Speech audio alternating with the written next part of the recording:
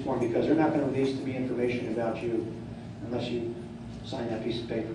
They're not going to. I have to get a privacy release so that we can do that. I was down your office 6 weeks ago. I was talking to Michael Carey. Yeah. And he said he can only go back 13 years. Oh, is it 13 years? Oh, I didn't know you came in. I didn't know it was a 13. We'll look. We'll check. Is it 13 years? I don't know. Mike said it. That's probably what that I guess my question is, I don't want to ask you in public, about the timing of this. Some of this is from 1984. When these banks were acquired, weren't these updated? Weren't these updated? Let us go look into this. Let us look into it. Yeah, Michael. He's on his honeymoon this week. He just got married. He's on his honeymoon right now, actually. Yeah. So okay. You'd have been here otherwise. So. You want me to come down? Yeah, or come back, or just talk to the young lady there, Melanie. She works with Michael, and we will make an arrangement to try to get you some answers to questions as to why you can't cash those CDs. Just up to your campaign. No, there's nothing to do with anything. No, there's nothing to do with anything. This has to do with just helping you with your problem or with your issues. So we'll look at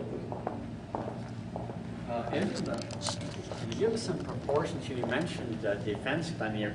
Isn't that the reason for a lot of our budget deficits? We got into war in Iraq we never should have started.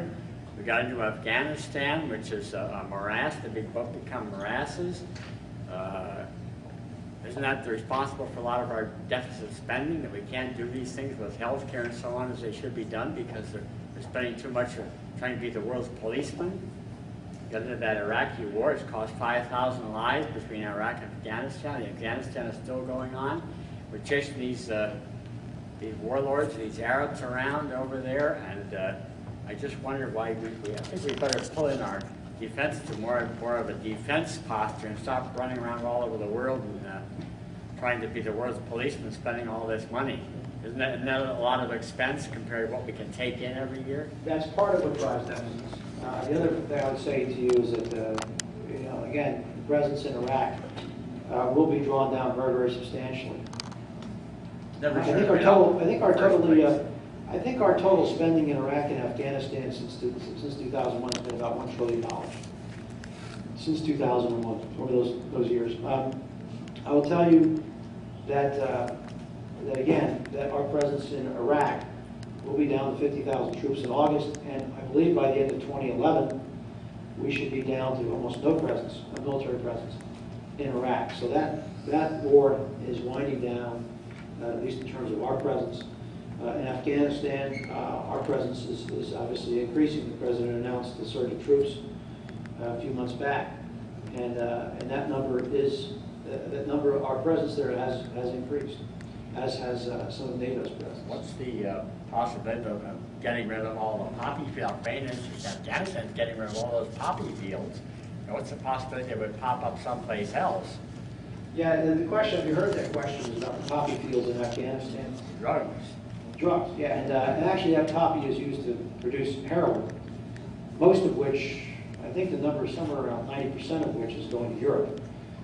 It's a big problem. And Afghanistan, by the way, is probably one of the poorest countries in the world per capita outside of sub-Saharan Africa.